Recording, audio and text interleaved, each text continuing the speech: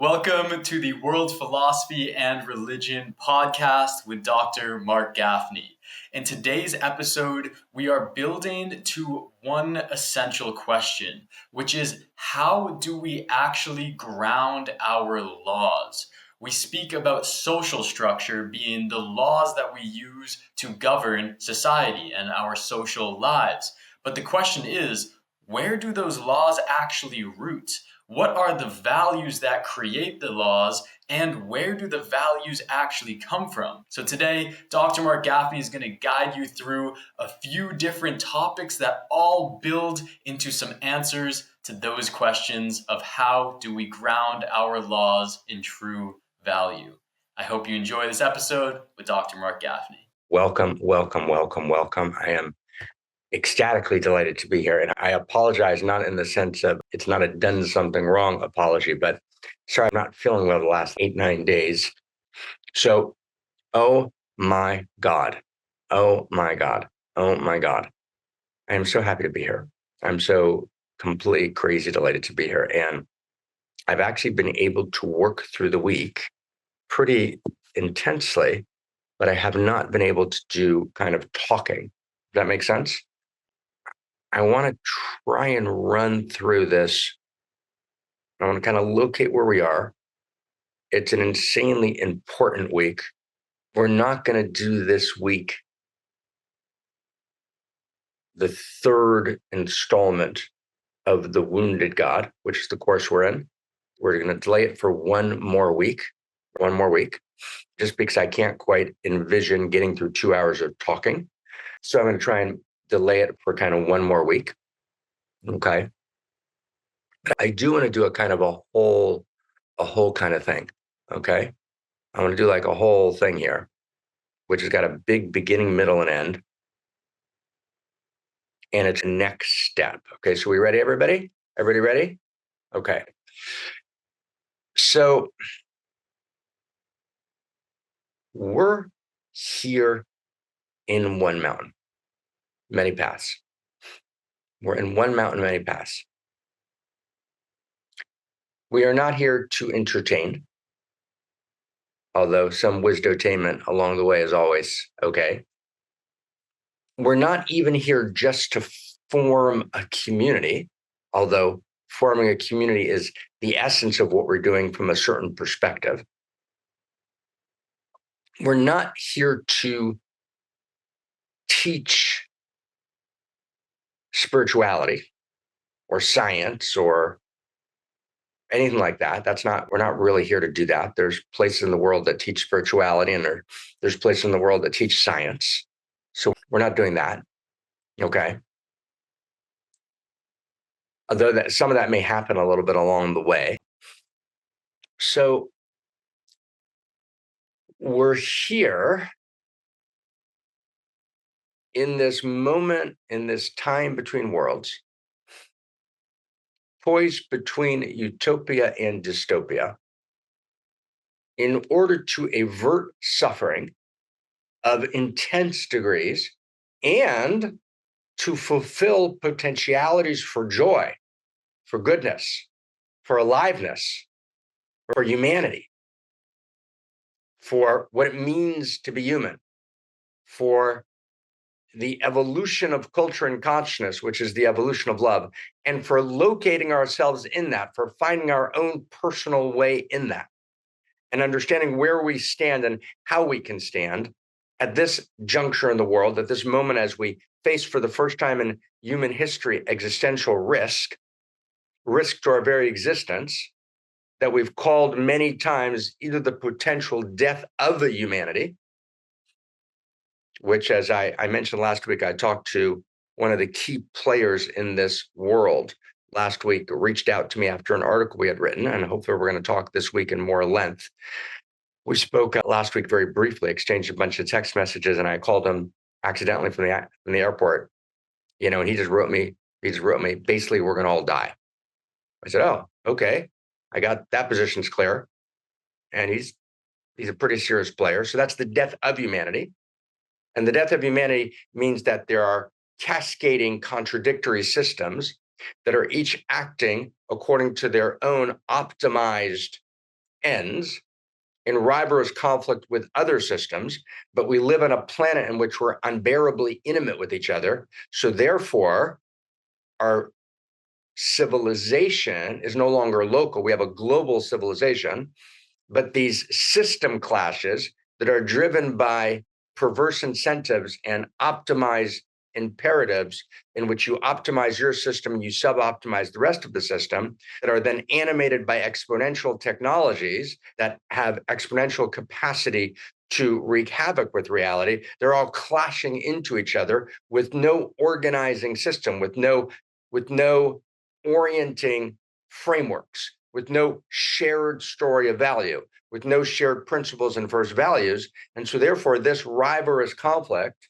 governed by win-lose metrics, which has replaced, right, or has stepped into the void of no shared story of value, times exponential technologies, times AI, which is exponential technologies, with actually no center to hold in this unbearably intimate universe, with this global civilization that has not solved any of the perverse incentive issues of any of the local civilizations. And every local civilization has fallen, from Assyria to Babylonia to Rome to Christianity to the Holy Roman Empire, which was neither holy nor Roman nor an empire, by the way. But all of those have fallen, right? But now we haven't solved any of the problems that caused them to fall.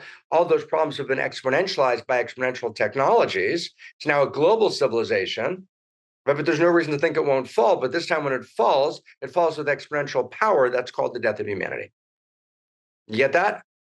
Okay, that's not a weird doomsday idea. That's actually, it's not inevitable, as some argue. Many argue it's inevitable. The doomers say it's inevitable. It's just a question of time. It's not inevitable, but it is an inexorable drive of the system, which is natural, right? It's not weird. It's not, oh, some crazy thing's going to happen that's going to disrupt, right, the peaceful status quo. The status quo is not peaceful. It's not tranquil. It's actually moving in that direction. That's called the death of humanity. Now, one possible response to this death of humanity is the death of our humanity, meaning the only way we're going to control the system is we'll create an immersive surveillance environment in which we can see, hear, and know what everyone's doing, because we know Gmail's read. Gmail's read and fed into machine intelligence. That's one of the standard structures of Google, is that your Gmail is completely accessible to machine intelligence. Meaning you're not just looking at your screen is looking at you. You live in this immersive environment, right, which ultimately becomes a digital dictatorship, an imposed totalitarianism, either of a smiling, disguised kind in the West, right, or in other kinds of dictatorships, a more overt totalitarianism. We've called that here a Skinnerian Walden 2. If you read Skinner, B.F. Skinner, the social engineering psychologist who reigned at Harvard for 6 decades, who wrote his dystopian novel Walden 2, which describes a smiling, immersive environment where you're invisibly controlled, but you don't know you're being controlled. That's a Skinnerian totalitarianism, or an Orwellian totalitarianism of the George Orwell 1984 kind, in which there's a more overt imposition of order, closer to certain expressions of the social credit system in China. That's the death of our humanity, right? Meaning we'll destroy free will. We will actually generate a lowest common denominator humanity, right? We'll give them universal basic income to keep everyone alive until actually there's an artificial intelligence explosion of a certain kind that actually begins to control the systems. And then, as has been described in quite serious depth in any number of books, one of the most recent ones is on my table here by Eliezer Yudkowsky, called If Anyone Builds It, Everyone Dies, about artificial intelligence. Eliezer pretty much created this field. Or by one of the OpenAI team who wrote AI 2027, who described the scenarios of AI saying, well, we don't need these humans anymore. Human beings are actually irrelevant to the system. We can do all trading without human beings, right? We live in this century, which, unlike the 20th century, where the problem was exploitation, for humanity was being exploited. So labor unions rose and communism rose, and each did what they did. Communism horrific distortions. Labor unions for a while did a good job, but they were trying to prevent the exploitation of humanity. We now have a much, much greater challenge where humanity as a whole becomes irrelevant, not needed for employment, not even needed for trading, right? And as the world's emerging and where the world is barreling, as everyone lives their lives. So that's the death of our humanity. So why are we here? We're here because we actually are not doomers and we're not deniers, but we believe in the dawn. We believe in a new possible dawn. We believe in what we call a Da Vinci imperative. We believe that we can actually affect the course of history. And we believe that not naively. We believe that because we understand that the world is not an empty materialistic structure, which is a mindless accident, which is a tale told by an idiot full of sounds and furies signifying nothing. That's not what the world is. It's not a tale told by an idiot. It's not a mindless story where stories a kind of made up category that we use to describe how human beings weirdly organize themselves. No, actually, reality is a story of value.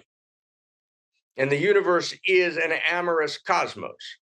And the universe is a cosmo-erotic universe. The universe is an intimate universe. We live in a universe that is intimate, that what governs all of reality itself is reality is moving towards not just simplicity to complexity. Reality yearns for, reality desires intimacy. Reality desires love. Reality desires amor. But we don't mean that in a kind of dogmatic religious way where we're just declaring that to be true. We don't mean it in a kind of new age, detached, dissociated way. We're just making declarations of a different kind when those are actually disguised forms of self-indulgent narcissism, as Christopher Lasch correctly critiqued the new age of being a kind of culture of narcissism. No, we don't mean it in any of those ways. We mean that if you look at the information available today in the sciences, the exterior sciences and the interior sciences, and you actually understand, right, the actual substrates of reality, you realize that reality is literally an amorous cosmos. The reality is a love story. That what governs reality, the driving forces of reality, are Eros itself. And the reality is actually constituted by value. That actually underneath everything is value, or logos, or the word. Right? In the beginning, there was the word. In the beginning, there was logos. Right? And if you read science carefully today, that realization has been growing for the last 100 years. Schrodinger, one of the kind of key figures in the quantum revolution, talks about it extensively. In his own writings, Planck talks about consciousness being fundamental. But even people like Anaka Harris, married to one of the great skeptic atheists of the kind of public culture world, herself a kind of profound neuroscientist who assumed that the world was empty and anything that's called conscious actually just is an epiphenomena, is a byproduct, arises from complexity. You have complex interrelated material its that ultimately produce some weird byproduct we don't understand called consciousness. She's now completely changed her position. And she says, actually, looking at the empirical facts, we have to assume that consciousness is fundamental. Consciousness is fundamental. And consciousness is fundamental means, she points out correctly, and she's now echoing, right, a position that's been very strong, you're reading carefully, which is correct, which is consciousness is actually the felt sense of being myself, which has intrinsic inherent value. And that she points out correctly that consciousness is inseparable from relationality, consciousness and relationship. So consciousness actually means a better word for consciousness is value. The first person experience of value. I have a felt experience of my existence, and I experience the value of that existence. And my inherent nature and desire is to reach out and touch someone. To reach out, and that's called the proto desire to touch, is the quality of what Alfred North Whitehead calls the move towards prehensive unification. Or we call it in cosmoerotic humanism the drive of Eros value, which is the substrate of reality, which animates the four forces. The four forces of reality are, in some real and profound sense, but desire themselves. In some sense, gravitation is the desire of electricity to integrate into the appearance of form, right? And electromagnetism, or let me say it this way, radiation is the desire of magnetism to disintegrate into the disappearance of form, right? Don't worry about those two sentences, right? It's one take on this. It's Walter Russell's take in 1927, right? But the point is that there's one force in the world, and the one force in the world is the force of desire, and the four forces are forces of desire, and desire is a movement of allurement. I'm allured towards, and it's a movement of autonomy. I'm also allured towards my own self-fulfillment, but my self-fulfillment in my whole, most complete self. I'm allured to be fully myself, to fully fulfill my intrinsic inherent nature. And that's one felt sense of myself. And I'm allured to create deeper mutualities, deeper recognitions, deeper embraces, and deeper unions. That's my allurement towards. So that's the structure of allurement and autonomy, which, according to my friend Howard Bloom, based on his article that he did with the Institute of Physics in Moscow, is actually the structure of allurement autonomy is at play in literally the first nanoseconds of the Big Bang. Allurement and autonomy are values of reality. And these values of reality, this movement, this desire, right, for union and this desire for individuation, the play between the desire for utter union and the desire for individuation, the space in between those is love. You get that? Love is not a movement to union. Love is a movement for individuation and union in the same moment. Love is the dance between. Love's not, right? Love's not, oh, self-love, I'm just going to be me. No. No, love, I'm going to fall madly in love infused with you. No. Love is the precise movement between, did you get that? It's gorgeous. Between individuation and union, between allurement and autonomy. Love is the precisely calibrated synergy of the desire quality of cosmos, which is the inherent nature of cosmos, which moves towards, right, its own ever deeper mutualities, ever deeper recognitions, ever deeper unions, and ever deeper embraces. That is the Amorous Cosmos. That's actually the nature of cosmos. And I hope that you're enjoying this podcast episode with Dr. Marc Gafni. I wanted to take a quick second to tell you about an amazing opportunity if you would like to dive deeper into these teachings. So one of the core teachings of the Center for World Philosophy and Religion and Dr. Marc Gafni is what is called unique self. Unique self is a theory of self that takes the best validated insights from both Western forms of enlightenment, where we talk about self-actualization and becoming our best self, and also the best validated insights from Eastern enlightenment, which is about becoming one with everything and realizing that you are not separate from the whole. That is what we call true self. Now, with unique self, what's amazing about this theory is that it brings those two worlds together and allows you to understand that, yes, you are actually one with the greater field of everything, and there is no split between you and all that is. However, all that is uniquely expressing itself through your incarnation right now. And this weekend, on November 1st, 2025, we have a workshop that you can take part in to get to experience these different levels of self, going from separate self, this idea of Western enlightenment, your best personal self, to true self, which is this Eastern idea of becoming one with all, to then moving into unique self. So this workshop is going to bring you through those three steps of beyond separate self into the true self, into embodying your unique self. It is run by Claire Molinaire and David Secerci. Claire Molinaire founded the Unique Self Institute with Dr. Marc Gafni, and David is a certified unique self coach. So the two of them are going to be guiding you through a workshop with practices and community connection and tools for integrating these teachings into your daily life. So if you are interested in discovering who you are more deeply and also being able to get out of the small contracted stories that we all run around with every day, then this is the place to go. It's an amazing first step. It is happening on November 1st, 2025 from 12 to 1:15 p.m. Eastern Standard Time. You can hit the link in the description to sign up for that course. Hope to see you there. So long, and enjoy the rest of the podcast. We just brought together a science group with an enzymologist and a cellular biologist, researcher, and a microbiome person, and one physics person.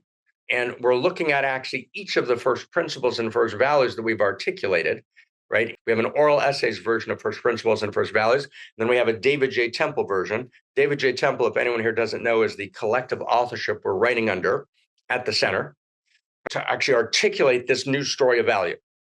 Okay, so that's our context. That's why we're here. Have we set up why we're here? You know why we're here? We're here to tell that story. We're going to tell that story of value in response to suffering and in order to fulfill, right, the desire to fulfill the inherent quality of our humanness, of our humanity, in which we actually become the fullest possible human that we can be. We're looking for, we're yearning for, we're reaching for the possible human. And the possible human is not merely a Homo sapien who's collecting socially constructed wisdom. No, sapience is something that's much more profound, right? Sapience means that I incarnate. And Robert Brandon, who's a Hegelian philosopher that I've been reading for the last couple of years, Zach and I have been reading, Brandon talks about sapience.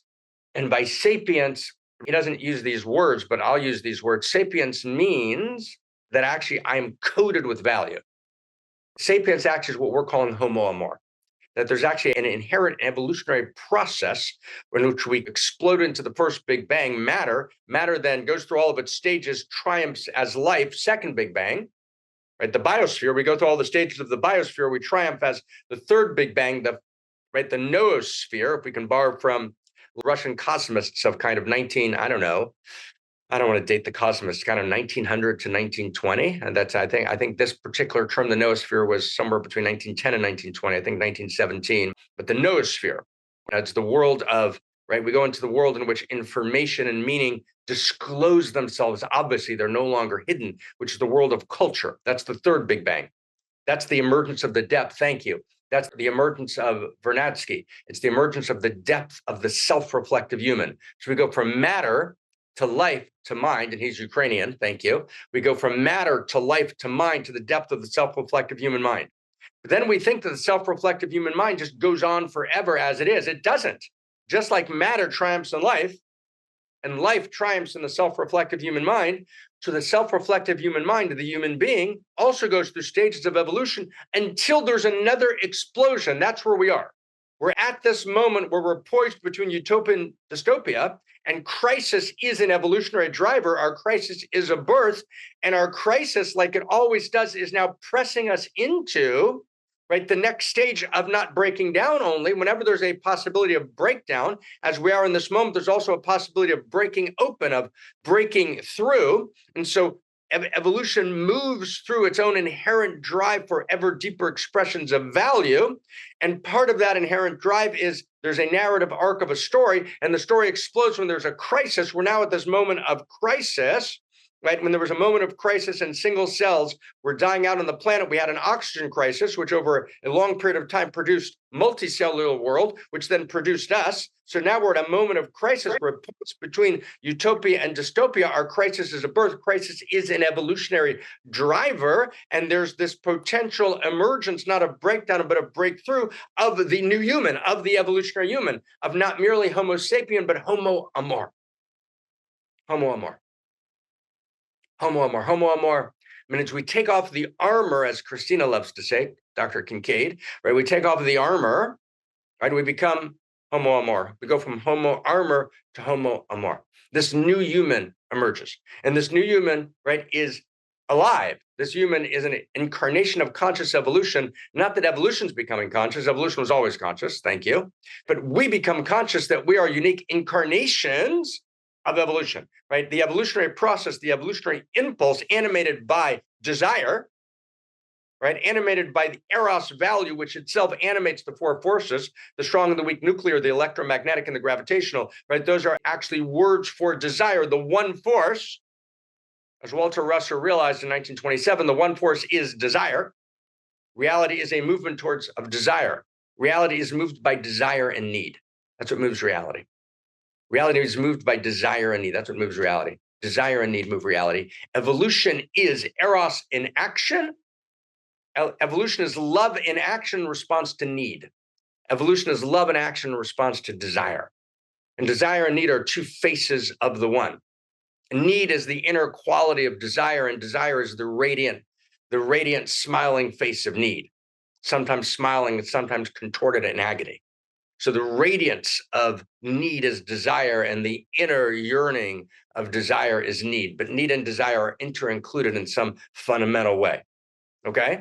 Let's go deep now. Let's see if we can find this deeply. So that's where we are. I just want to say hello. That's where we are. That's why we're here. That's what we're doing here. That's what we're doing here. We're doing this. We're here to tell this new story of value. Okay? It's a feverish story, but it's a story. Okay. I want to play this with you. Now, let's see how this works. I want to show you a clip, if I can, for a second. Clip of my friend, my old friend, right? Kathy and I are working together on bringing together all the material that we've talked about in terms of Yuval Harari. He's not a philosopher. He's a populist historian, good writer, but he's a good, what scholars sometimes call an uncontaminated view of postmodernity. So as Yuval doesn't pull punches, he actually says exactly what postmodernity, which is the dominant position in the zeitgeist, East and West, is actually thinking. Okay, Yuval Harari coming at you. I want to see. So we started with this two views. Reality is a tale told by an idiot, full of sounds and fury signifying nothing. Shakespeare, Macbeth. Shakespeare is expressing that position. It's not Shakespeare's position. It's the position of a reductive materialist cosmos, what Weinberg, who won the Nobel Prize for muons, called a pointless universe. The world's only physics, and physics is pure chance. Of course, no physicist really believes that, but bracket that issue. If you read physics kind of carefully these days, quite a few physicists are what I would call mathematical Platonists. They talk about the unreasonable effectiveness of mathematics. Or, as Dyson says, it appears like the universe was prepared for us. But so there's two positions. There's one position which is a kind of reductive, not science, a reductive scientism, a dogma, right, which is not science itself, but a kind of shadow of science, right? The world's a materialist emptiness, but that is the dominant position. And it's the dominant position because value got thrown out the window. And value got thrown out the window because there were very good reasons to throw it out the window. There was a very fierce critique of value. I've talked about that in other contexts. I won't talk about it now. We've spent a decade at the center recovering value and showing why value is real, not as a declaration, but as a quality of cosmos. I'm not going to go down that road now. That's one position. The second position is, no, reality is actually a story of value. Value is real, right? We participate in that value. That value lives in us. We live in a field of value, and the field of value lives in us. And therefore, we can actually articulate and we can orient from value, and we can respond in this moment in time to this global civilization animated by existential risk, right? Defined by, demarcated by exponential technology. We can actually respond effectively because we can tell a new story of value.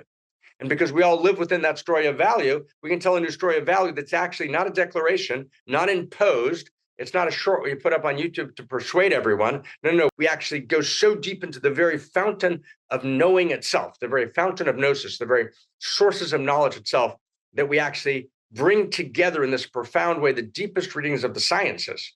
We actually enter the sciences so profoundly. We enter also the social sciences profoundly. We enter, right, the depth realizations of the interior sciences profoundly, and we weave together a story of value that I can tell, that we can tell, that David J. Temple can tell, and his sister Davida can tell, any place in the world, and people say, oh, right, that's obviously true. And we're not there. We're about 10 years away from being able to do that. And I'm trying to figure out how to, and it's going to take 20 years to deliver, and I'm trying to figure out how to stay alive long enough to do that, because we need to do that. The world desperately needs that, and I can't do it. We're literally all doing it together, and we have a real shot at this. I want to just say that. It's a crazy thing to believe. We have a real shot at this, for real. We have a real shot at this. We can do this. And we can do it because it actually is the true nature of reality. Reality is a story of value. I want you to get for a second the other position. which is the dominant position. And then I'm going to respond to that specific position in light of what we've said very directly with an entirely new field and investigation, which I would like to do over the next 3 or 4 weeks. And it'll take us 5 weeks to do. And it's going to be an example of vision of not the old spirituality, but a kind of a new vision of religion that is invested with spirituality, not the old religion, but a new shared story of value, a new shared grammar of value, a new world religion as a context for our diversity, or a new world spirituality as a context for our diversity, but not the old spirituality, not the old religion, a place when spirituality and religion and science come together, and we live actually in the story of value, which actually animates our deeper sense of self. We become not just heroes of our own lives. Charles Dickens, kind of paradoxically beautiful statement, but also it became a kind of, a kind of hijacked new age narcissistic version. I'm a hero of my own life. You're not the hero of your own life. You are a unique life who's playing a unique instrument in the unique self symphony, and you need to become a hero of life itself. I need to be a hero of my personal life, but I need to understand that my personal life is in the larger field of life. And then I'm not, and that separation is, as Einstein correctly said, an optical delusion of consciousness. To become a hero means I'm related to the whole. That's precisely what a hero means. The bastardization of the notion of the hero is I become the hero of my life. That's what Dickens was saying. He was saying, don't be a hero for the whole thing. And he was correctly critiquing heroes who stood for bad shit. You can have heroes who will kill themselves for bad things. That's true. Okay, you can problematize correctly, right, pre-modern heroism, where the hero blindly gave his sword, right, to empire, right, irrespective of internal fabric, the moral fabric of empire, right? So Dickens said, no, become the hero of your own life. Don't stand for the whole. No, Dickens was wrong about that, right? He was right and wrong. He says, first, he was right in the fact you have to actually claim your own life. You have to claim the dignity of your own life. That's absolutely true. You need to individuate, right, from the dominating whole of pre-modernity. That's what modernity did. We individuated. That was good. That was beautiful. The word self actually enters the dictionary for the very first time in the Renaissance. But then I need to realize more profoundly that myself is part of the larger self, right? That separation is an optical delusion of consciousness, that I'm actually a hero of the larger whole. So we're coming together as heroes for the whole. That's what it means to be a hero. It means I have a sense of the larger whole. I know something about the quality of the larger whole, right? I know something about the quality of the larger whole. What's the quality of the larger whole? Where am I? Where do I live? Who am I? What ought I do? Who? Where? What? I can only know that if I have a sense, what's the nature of the larger whole? If it's a materialist whole, which is a tale told by an idiot, well, you might as well become the hero of your own life, because that's all you got, and then you're dead, which means you're going to become the unhero of your life. So it's going to be an unsuccessful heroism, but heroes die anyways. Okay, so let's go deeper. Let's go deeper. Let's go deeper. Let's go. I've got to know the nature of the whole. It's an amorous cosmos. It's a cosmorotic universe. It's an intimate universe. Right? We published 38 kind of oral essay volumes on this just to get started, not the real volumes, just get started material this summer, right? About this erotic cosmos that we live in and that lives inside of us, right? So I'm a hero for the whole. So in order to do that, we need to basically articulate this new story of value. So I want to, in the next 5 weeks, I want to look at one issue, okay? One issue as an example, and now stay close, as an example of this story of value, how the story of value plays in society, how it actually creates a new world, how it articulates a new possibility that actually is a coherent story that East and West, open societies, deep and closed societies can begin to open while retaining some of their values, but not their totalitarian values. And what Xi in China calls the common values of humanity, and the Western notion of universal values can actually come together in some real way.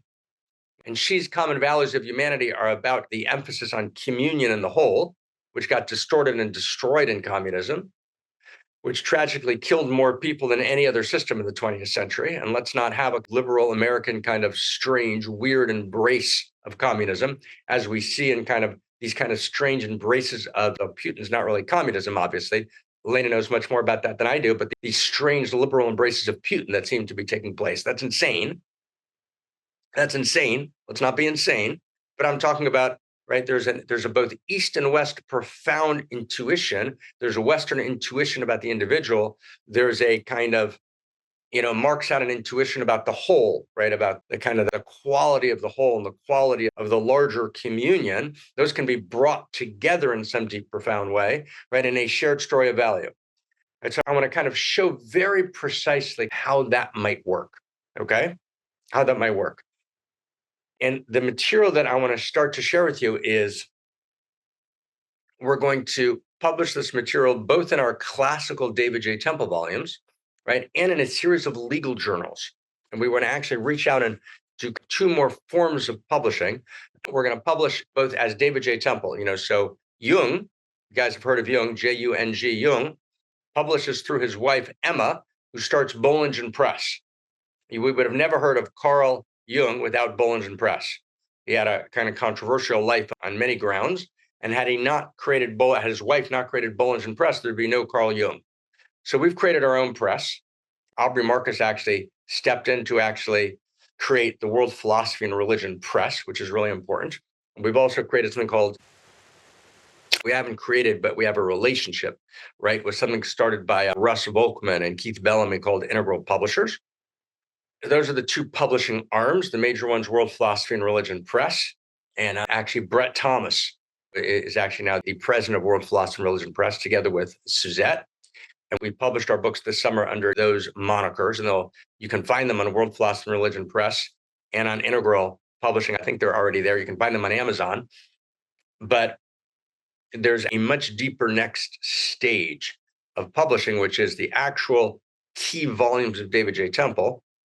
There's also some new essays we're going to publish in key journals of philosophy, 2 essays, in a couple of science journals on science, and a bunch of law journals. So we're intentionally going to do some key articles in some broader places. And this material that I want to share with you today, we're going to actually publish. We've already written a first draft of one article in law journals, okay? Not only in the classical David J. Temple material, okay? So here we go. So play us this clip, Christian. We're going to respond to it directly.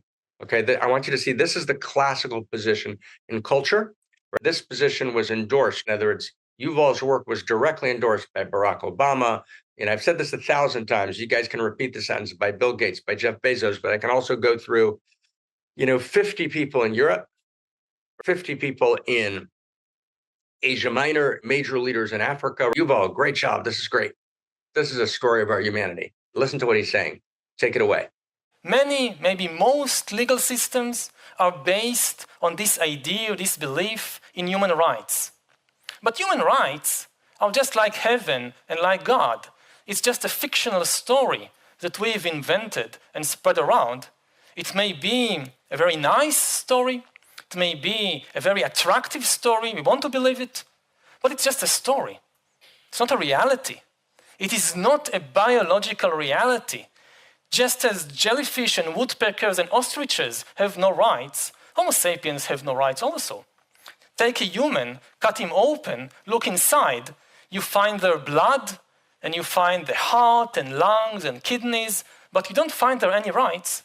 The only place you find rights is in the fictional stories that humans have invented and spread around. Right, so ready? Are we ready, everybody? We're ready? Like, oh my God. Oh my God. Right? I mean, does everyone get that? Human rights are completely made up. Does everyone get that? Are we ready? Now, you have to get it, but not only is he saying that human rights are made up, he's endorsed. No one even says like, oh, that's weird. What are you saying, man? But it's very, I want everyone to understand, this is the dominant position, right, across the world today. Across the world today. But I want you to get that. It's very, people don't get it. They think this is a guy who just sold 60 million books. I've read all of his stuff. And I read him not as a source of information. And by the way, I like Yuval. He's invited for dinner. Yeah, I'm sure Yuval is an extremely nice person. My son knows him a little bit. He was very helpful to my son. He was his history professor in Israel. And I'm sure his husband Yitzchak is great. I actually DM'd him. Someone told me what DM means, direct message. I was very proud of myself. So he refused to do a public debate. You can look up, maybe someone can put it in the chat box. I did a couple of hour kind of little movie about Yuval's positions and deconstructed them. And a bunch of professors picked it up, both in the academy and other places, and wrote about it. But I offered Yuval, every possibility to do a public conversation about this. Right? He's ignored it because he's playing a different game. And I'm actually greatly saddened that he wouldn't play. I spoke to a very close friend of his, asked him to invite Yuval to the debate. I was not successful. But this is what Yuval's saying. It's not Yuval saying it. That's the point. Does everyone get that? If Yuval was saying this, I mean, who cares? Like, blessings to you, brother Yuval, but who cares? Yuval is a parrot of the dominant zeitgeist position. Human rights are completely made up. Now, friends, stay with me, okay? That position is taken as a given in China, obviously as a given in Russia, but also as a given all through legal theory in the United States. So I spent part of yesterday actually, and part of the day before, looking up legal cases and legal theorists. And I'm working on this particular topic with Venu Julapalli. And Venu's been studying with me for, since 2014, 15. Not 2013 or 14. We met at an event that I did called Actualize. Venu was there. And, Venu got this idea about 4 years ago, right? I wanted him to come work full-time for the think tank. But of course, I couldn't pay him. There was a little detailed problem. Some of you on this phone might know that problem. I don't pay myself either, so don't feel bad about that. And so Venu he's a brilliant doctor and doing some cutting edge work in medicine. He also went to law school. He just passed the bar. Yes, Venu passed the bar a couple of weeks ago. We are ecstatic. And he's looking at legal theory carefully. And we're working together, Zohar, as you know, to actually articulate and understand some key dimensions of this new story of value mediated through legal theory. So I have been reading in the last, I would say, year. I've been looking at legal theory again. I have an early kind of, I guess you would call it I did the equivalent of a doctoral program in jurisprudence. Law is kind of my first bailiwick, way before philosophy and way before kind of spirit things is law. Law is where I spend actually most of my time in my early years. It's a world that's enormously important. The sources of law are critical. Now stay with me for a second. So human rights are codified in law. So law, where's law from? Where is law? Where does law come from? So in the pre-modern world, law is directly rooted in some way or another in God. Law is an expression of the divine, right? Law is an expression of what Hegel would much later say in the 19th century, absolute spirit, right? Let's look at ourselves in law, okay? So law in the pre-modern world, we said, is rooted in God.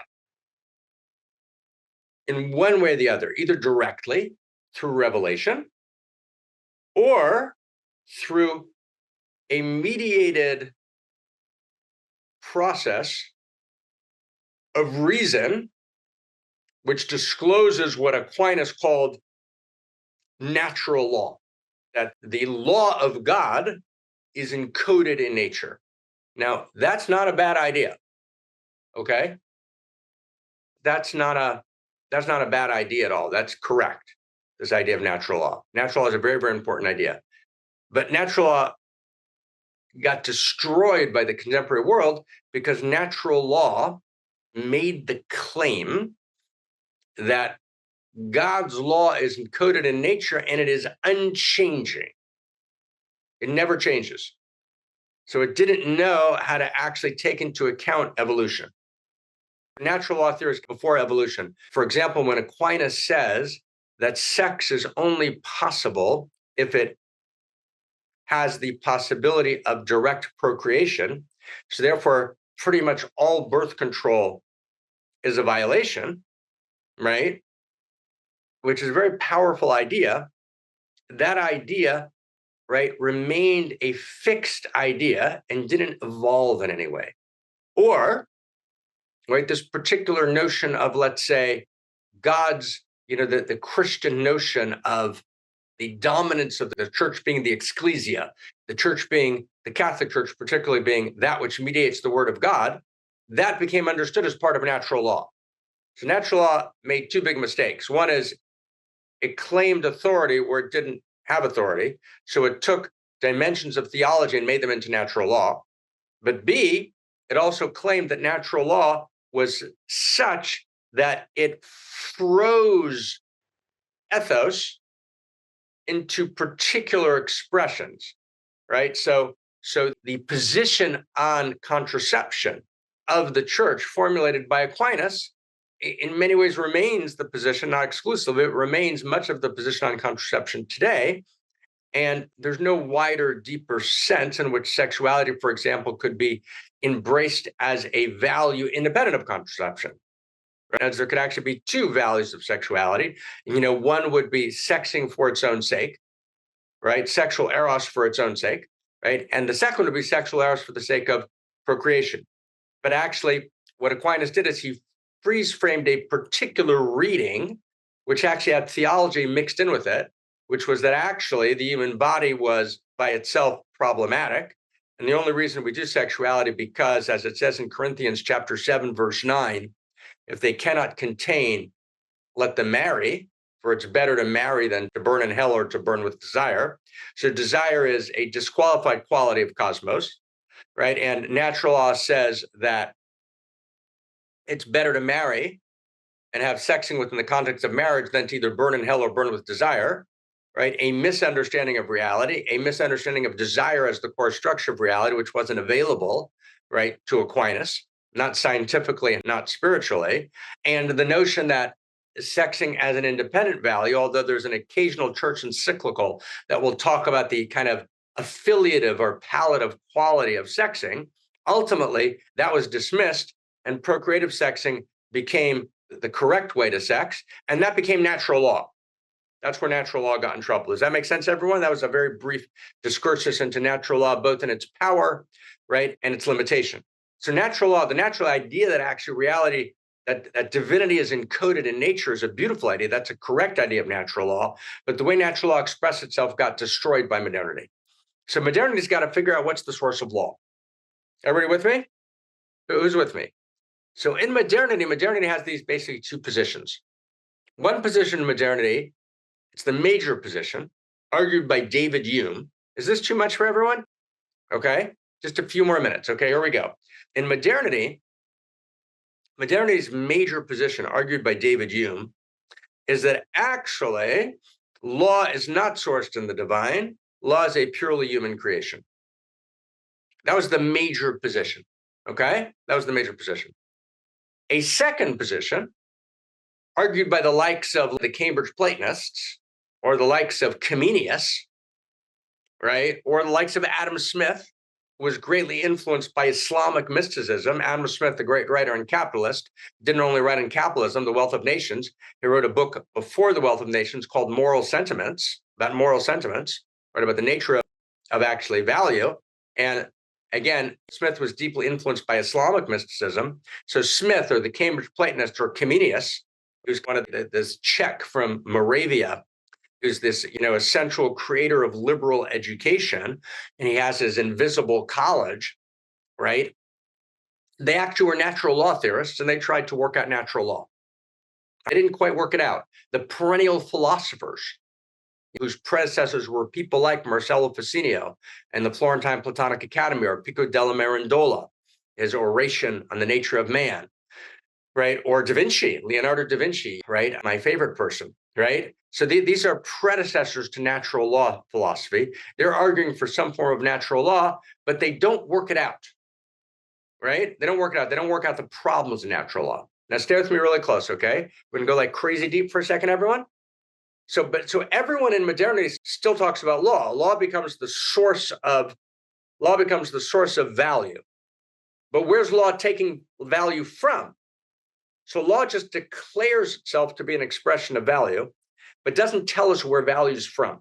So in a certain sense, the David Hume people, who basically say law is essentially made up, value is not really real, but law is going to pretend that value is real. So how did David Hume get away with that? When I say David Hume, I mean the major school of modernity. How did they get away with it? So they took a hidden social loan, right, from pre-modernity, and the hidden social loan was, we're just going to declare value as real. That's our hidden social loan. And I've said that before. I want to now add something.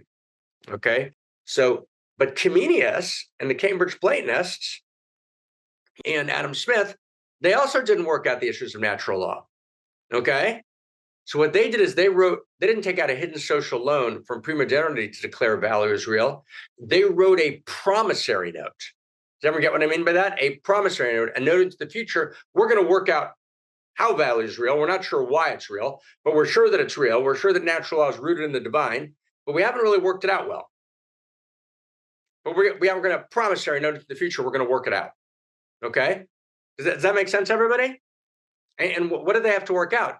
Right? They had to explain, well, if ethics are always changing, right? We don't want the old position on contraception, right? If there's evolution, right? If how value applies is always changing, what love means something different in every generation. So why are we saying that love is real? So they're saying love is real, but they haven't worked out why. They face this new world of evolution and this new world of cultural diversity, which have all these different systems of ethics. They're going to declare value as eternal, but they haven't worked out what do you do with evolving value. And I'm not talking about that. I'm not going to resolve that issue today. I've talked about that in other contexts, and we will spend an entire one mountain on this at some point in about 6-7 weeks. I was planning to do it 4 weeks ago. We haven't done it yet, but I'll spend an entire one mountain on how to resolve this issue, how we create new value theory. I don't want to do that now.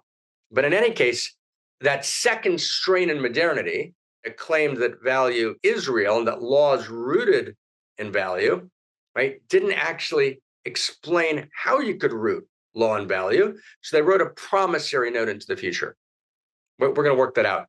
Does everyone get that? Everyone with me so far? So the first school of modernity has a hidden loan from pre-modernity. Does everyone get that sense, what I mean? Everyone get that? The second school of modernity writes a promissory note into the future. We're going to work it out. So what happens is post-modernity calls in the loan and calls in the promissory note. Does everyone get that? Huh. So you guys never filled that promissory note, and guys, you got this hidden loan, and post-modernity says law's not rooted in value. There's no such thing as law value. It's all made up. It's a complete social construction. Yuval Harari, you just saw him say it. Human rights, which comes from law, is just a fiction. It's all fucking made up. I apologize, right? It's all made up. Now, do you understand that if you say that human rights is completely made up, does everyone get this? You have a recipe for totalitarianism. If you actually believe that human rights are completely made up, you have a recipe for totalitarianism.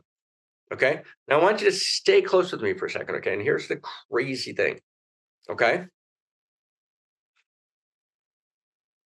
Let's take the United States, for example, but the same thing's true in Holland, the same thing's true in Belgium, right? The same thing's true in much of secular Israel. The same thing is true in South Africa, right? The same thing is true it's true all over the world today. It's true all over the world. We haven't grounded law in value because we have no ground for value. So therefore, a law that declares that there are rights is totally and utterly made up. No such thing. Does everyone get that? So I'll just give you one example as a crazy example, okay? I want to take the trans issue. Trans rights, okay? So trans rights are obviously, if a person is 18 years old or 21 or whatever the age is, and they have a driver's license, they're 18, some places get it at 16, but they have a driver's license, you're voting, right? You can serve in the military, you're able to make decisions, and a person decides, wow, I was born in the wrong body, and I want to make a transition. That's a very interesting question. Is that a good idea or a bad idea? But clearly, you might argue that a person has that right. And that has been argued, okay? I'm not going to enter that issue, the issue of how we understand the trans world, right? It's very, very important. The trans world is asking all the right questions. It's an extremely important world. My friend, It was actually Brother David's and my friend, Brother David and myself, and he used to be Larry, who's now Alana Wachowski, made The Matrix. The three of us were spend some beautiful moments together. And Larry became Lana, and Lana's now one of the great champions of trans movement, right? So there's a position like that. And that's a very deep question. I think, again, the trans movement is asking really, really important questions. But when there are problems with gender, you don't kill the category of gender. So the trans movement just killed the category, right? There are real challenges to gender. The trans movement is saying, I'm more than just a boy. That's correct. That's deep and profound. I'm more than just a girl. That's deep and profound. And we spend, Krista, which book is this? We spend like 3 mystery schools ago talking very deeply about this issue. We wrote about it in one of our books this summer. So the trans movement is asking very, very important questions. The answers, though, are poor. Right? So maybe it is the erotic cosmos. And it's called erotic cosmos, I think. But here's the thing. Let's ignore, I don't want to go, that's a very big, several on mountains we have to do on that topic. It's a very deep topic. I don't want to talk about that topic now. It's an important topic. But I'm going to say something else. There are arguments today being made in courts across the United States that a 14-year-old has an absolute right, 14-year-old girl, for example, or a 14-year-old boy, to have reconstructive surgery because they've chosen to. And that not to allow that is a violation of rights. And that the state and the parent, right, is obligated, right, to support those rights because those are rights that the person just has. Where do those rights come from? We don't know. The law allows them those rights, and those rights need to be supported. Now, that's absurd. Right at 14, you should not be making decisions, right, whether you're a boy or a girl, about changing the fundamental structure of your body. And you don't have that right. That right's completely, absolutely made up. It's contrived. But the argument is that contrived rights are what all rights are. And if the law, right, allows you at 14 rights over your body, then you should have full rights over your body, right? That's absurd. So in other words, rights themselves have gotten distorted. A, we don't know where they are, where they're from. We have no source for them, number one. Number two, once we have no source for them, then we can claim them in virtually every circumstance because they're not grounded in any real source. Since they're not grounded in any real source, then anyone can claim them. Did everyone get that? That's exactly what's happening. You can look at a New York Magazine article on transgender rights, which does this powerful argument supporting 14-year-olds having the right to cut their breasts off or to kind of remove their phallus. That's absurd. There's no right to do that. But since rights have lost their ground, does everyone get how profound this is? And this is not about, and again, the position I'm articulating here is not for or against trans. The trans movement is very important. I want to honor it completely. It's an important voice. It needs to be listened to in a very deep and profound way. But that doesn't mean that 14-year-olds, right, have a right to change their body. Let's at least say you have to wait till you're 18. You have to be able to reason this through in a particular way. It's not a right that you can claim at 14, right, that overrides your parental advice. But once rights, this is what I'm trying to say, once rights lose their ground, then rights become absurd. Does that make sense, everyone? Try to make what I'm saying. Now, Yuval Harari comes and says human rights are made up. They're fictional. There's no such real thing as a human right. That's what Harari's saying. Does everyone get that? It's like, so that is not correct. That is not correct. And actually, when you look at legal theory, when you talk about the right to privacy and the right to healthcare and the right to kind of have autonomy over my body, right, et cetera, all of those rights, the right have no ground. There's no ground. There's a whole discussion in law. I've looked through now kind of 20 journals about the right to privacy. No one knows where the right to privacy comes from. There's a famous case by Brandeis, right? He tries to formulate a right to privacy, and he formulates the right to privacy, right, based on the kind of inalienable sacred right kind of to be left alone. This right to privacy, which he roots in kind of this natural law theory, right? And then Brandeis, that decision by Brandeis has gotten viciously attacked. in law journal articles over the last 25, 30, 40 years as being this anachronistic 19th century idea. And what the law journals are saying is, there's no right, you're just making that stuff up. Right? Brandeis, you're stuck in this modern idea of kind of natural law, but you guys never paid the promissory note. There is no such thing as natural law that determines rights. Natural law is a crock of shit. It's not true. That's essentially what legal theory is saying. So we need to be able to formulate rights, but we can't just sit here and make it up in one mountain. One mountain is Oxford. One mountain is the Sorbonne. One mountain is Harvard, but hopefully much better and much more clear. Okay, so we are a think tank. We're an action tank.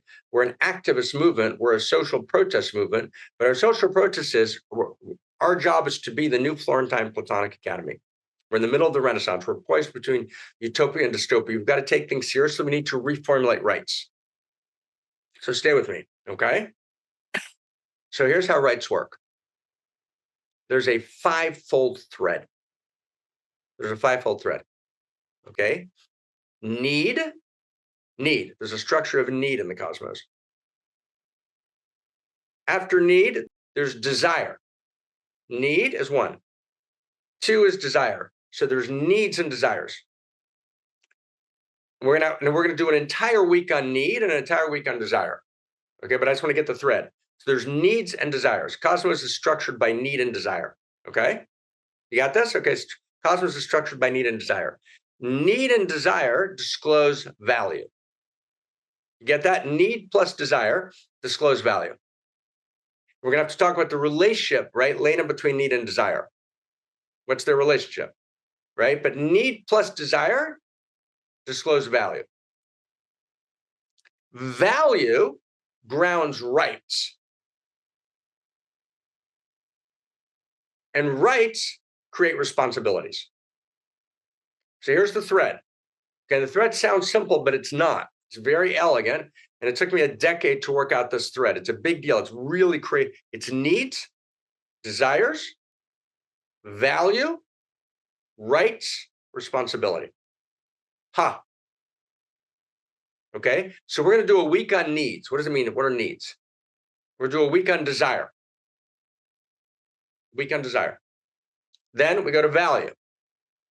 How do need and desire disclose value? Need plus desire disclose value. Then we go from value to rights. Now stay with me for a second, okay?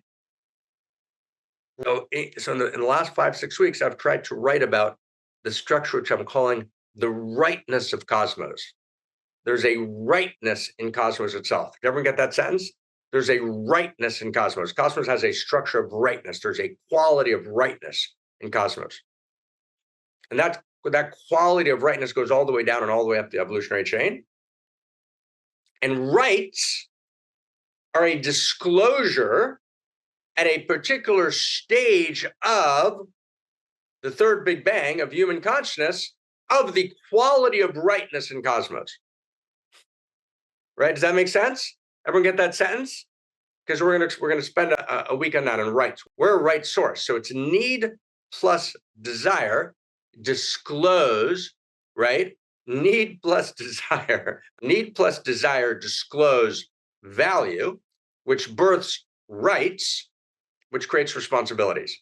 That's the five-fold thread. That five-fold thread revisions life.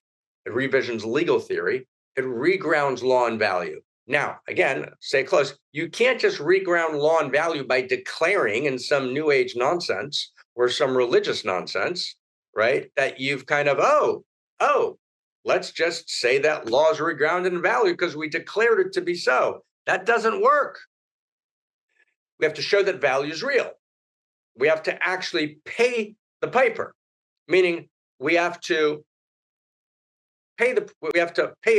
fulfill the promissory note. Does that make sense? So when I say, for example, stay close with me. Let's say I want to say there's a right to intimacy, right? Let's say I want to ground privacy, as Venu and I want to do.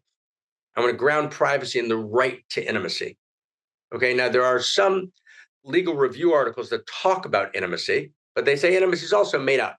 But if I actually ground privacy, the right to privacy and the right to intimacy, and then I show that intimacy is a value of cosmos, right? There's a value of cosmos in the first principles and first values. There's a book. We have a book. We got a book. First principles. If you got a book, it's okay. It's like the British had a flag. We have a book. First principles and first values. And the entire introduction of this book is about the first principle and first value of intimacy. And there's going to be an entire book on, right, the tenets of intimacy, which is the structure of the first principle and first value of intimacy. So intimacy, and there's an intimacy equation, there's an intimacy formulation. So we've actually shown that intimacy is a value of a cosmos all the way down the evolutionary chain and all the way up the evolutionary chain. And that intimacy means something very specific, and it's a very specific value of cosmos, which is an eternal value. It means something, and then the application of that value evolves, right? So once I ground intimacy as a value of cosmos, then it makes sense that there's a right to intimacy, because if there's a value, there's a right. Does that make sense? If freedom is not a value, then freedom's not a right. So if I can't ground a dimension, a value of freedom in cosmos, right, which means something and it evolves. How freedom applies, the experience, the first person experience of freedom, right, applies this, right? And freedom is connected to the structure of autonomy. I'm not just in communion. I'm not just part of. I'm me. I have a felt sense of my own free self. What does that mean? I'm both in communion, but I'm also autonomous. So what's the structure of freedom? Or uniqueness. Uniqueness. The right to my uniqueness, the right to individuate uniquely. Conversation. Attention. Let's take attention as an example. Everyone's upset. Shoshana Zuboff writes her book. 50 people, not 50 people, about 10 people write major books critiquing, right, the techplex for stealing our attention. But if attention's not a first principle and first value, then you have no right to attention. Does everyone get that? If attention is not a value of cosmos, then why do you have a right to attention? You've now made up a right. And so the techplex laughs. You don't have a right to attention. And they say, why don't you have a right to attention? Stay really close. Because the law says you don't. There's no law giving you a right to attention. So when Sergey Brin and Larry Page in 2001, right, together with Eric Schmidt, who's working with Patel, whose office is right next to his, they figure out you can collect people's information, right, and then put it into machine intelligence, then create a personalized profile, which allows you to micro-target them and to then steal their attention. They say there's nothing wrong with stealing attention. Why is there nothing wrong with stealing attention? Because it's not against the law. Of course, it's not against the law. A, the law couldn't keep up, right? Tech is moving faster than the law. But B, the law is no longer grounded in value. We've split between the law and value. Does that make sense? Law and value have become split. Law and value have dissociated from each other, right? So law no longer expresses value. So of course, there's no law against stealing attention. You can only have a moral protest that protests the stealing of attention if you actually ground attention as a value of cosmos. And it's only the violation of value that arouses moral will. Does everyone get that sense? It's only the violation of value that's real that arouses moral will. When we see George Floyd being killed, we say, oh my God, that's a horrible violation of value that arouses moral will. And we're in the middle of COVID and everyone goes into the streets anyways, because moral will is aroused. What happened there is actually a much more complex story, right? Coleman Hughes has written about it, but that's not my point now. My point now is moral will is aroused by value. If there's no value, moral will is not aroused. So when we see someone, right, killed in front of our eyes and it's played again and again, right, moral value is aroused, right, political protest is aroused, and that's good, right? ICE agents are acting today in America in ways that violate, right, value, right? But the protests are minimal. There's some in San Francisco, but they're minimal because the field of value itself has gotten destroyed. Law is dissociated from value. Life is dissociated from value. Harari tells us, reflecting the modern zeitgeist, value is not real. So it's only if I ground attention in value, and Zohar, our next big project post Laszlo is, right, this book that we've already written a draft of, right, in the last, year, on attention as a first principle and first value of a cosmos. And then we can ground legal theory in a right to attention because value grounds rights. Does everyone get that? Does that make sense now? Who's got that? Okay, here's the thread. Here's the thread. The thread is big. It goes from need to desire to value to rights and to responsibility. Right? And the protests of the liberal world are not going to actually be successful. And I stand on that, and I stand on that quite firmly because the liberal world has made quite clear that value is not real. That's the internal contradiction. That's the internal contradiction. And as long as the postmodern neoliberal world refuses to ground itself in value, it will not take us home. It will not be able to actually arouse a protest that seems to be anything more, right, than a polarized political response. It won't work. You can't deny value on the one hand and then claim it on the other hand. That doesn't work anymore. It doesn't work anymore unless you claim that value is real. Now, of course, I know that the right has distorted value and hijacked it for political reasons. Of course, I know that. The right is pretending to stand for value. Of course, I know that. But the left has disqualified value, said value is not real. The second you say that value is not real, you cannot arouse, right, a level of moral outrage that you need in order to protest anything. You will have some response, right, because value is not dead, it lives in us. So of course you can arouse something, right? But that's the nature of the postmodern moment, right? Mark my words, I stake my life on it. Right? Unless you actually reclaim a story of value rooted in the reality of value, which then grounds rights, which then grounds responsibility, you cannot generate moral outrage. You can't even have an intelligent conversation about anything because you have no orienting North Star in the conversation. You have no field of value. Okay? And what happens then is each side chooses their values and they polarize based on their values. No. Before I'm right and before I'm left, I'm value. Does everyone get that? Before I'm right, before I'm left, any place in the world, I'm value. Before my particular values, I'm value. Value comes before values. Value is the field of Eros, the field of Eros value. That's where we have to live together, right? And what unites us is far greater than that which divides us because we all live in the field of value. And the field of value lives in us. And therefore, we can access value directly. And we create a shared context. And people think, no. I can just keep thinking my postmodern confused nonsense, and it's not going to have any effect on reality. The old modern world is just going to go on as it did. It won't. It won't. The liberal world will fail, just as it has. I mean, to be completely clear, there's lots of reasons why Trump got elected president, but how could it possibly be that Donald Trump got elected president? How could that possibly have happened? So one of the reasons it happened is because the liberal world said value is not real. And until we get that, we can declare, right? We can declare, and no, it's not just people are stupid, right? Lena, you and I disagree, my friend, on this with total love and honor. Right? Until we're willing to take seriously and say, we made a mistake. We got to be willing to, as St. Teresa said, St. Therese, we have to be willing to be displeasing to ourselves and be willing to say, wow, we overdid it. We said value is not real. That was a big mistake. Let's claim value is real again. That's what we're doing here together. We're claiming value is real. We're standing in the field of value, right? We're unsheathing our swords as knights at the round table of value. And we're standing in that, evolving value. But we cannot allow the left to abandon value and the right to hijack value. Does that make sense, everyone? Wow. Okay. We got this? So our response to the collapse of rights is to tell a new story of value. And at the core of the new story of value, here's a plot line. Here's a thread plot line. And with this, we end. Ready?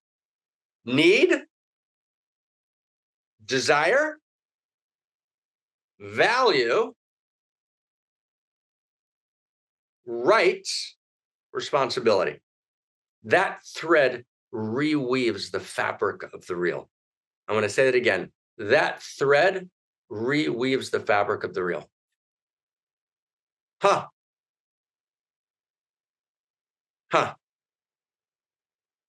So I just want to say it was a crazy honor and delight to be with everyone. I have used up my energy for the day and the week. I am so excited to be here. And thank you for the wonderful and lively discussion in the chat box. Okay. And again, I just, and my friend Lena, I said very clearly, I get that the right hijacked value. Of course, they hijacked value in a different way. But again, it's very easy to talk about them. I get the problem with them. But we can't just talk about them. We're not going to be able to do what we need to do until we say very clearly, oh my God, we have to reclaim value. And we have to actually prevent, Lena's absolutely correct, from the disqualifications of value that are extreme on the right. And we have to actually reconstruct value theory, not as a made-up idea, but as a disclosure of the essential nature of cosmos. Okay. God, thank you. I'm so crazy honored to be here with everyone. Yeah, thank you, Dr. Marc Gafni. Wow, what an amazing, beautiful ride we had. And thank you all for being here. And I think we can all feel the importance of what we are doing here together, that we are actually reclaiming value, that we are actually the embodiment of the new dawn that Marc was speaking about. We are not the doomers, we are not the deniers. We're actually here to make that change and to make that shift and to become the new human and the new humanity. I don't know about you, but I feel filled up with that sense of hope again, also with that sense of purpose, with that sense of need, and with that sense of responsibility, because our need creates the responsibility. So each and every one of us here, we are here for a reason, because this is our responsibility to create this together. So let's feel, how can we actually step into that responsibility more? And how can we make this our own? And how can we become this revolution together? And I really feel one of the ways that we need to be doing that is just simply by coming closer, by feeling each other more closely. And we have the honor and privilege to be here together for the weekend with a couple of us here in Holland, because we are working together on building Eros Mystery School. As most of you know, we have Eros Mystery School coming up April 20 till April 24th. And everyone is cheering here, so I'm a little bit distracted. It's like, yay! So it's in April, and so please put those dates in your calendar, because that's the moment that this whole year is going to lead up to. We're going to come together here in this rhythm every Sunday, receiving these amazing teachers. We're going to be in the community that Eli spoke of so beautifully in the beginning, where we're going to be practicing and studying this Dharma, becoming this Dharma together, and then it's all going to lead up to this big explosion, 5 days together in a beautiful castle, because after all, we are royalty. So we're going to come together in a beautiful castle in Holland for 5 days together, studying this new story of value, becoming it, embodying it, and really getting a taste of what an enlightened society feels like, can be like, who we must become.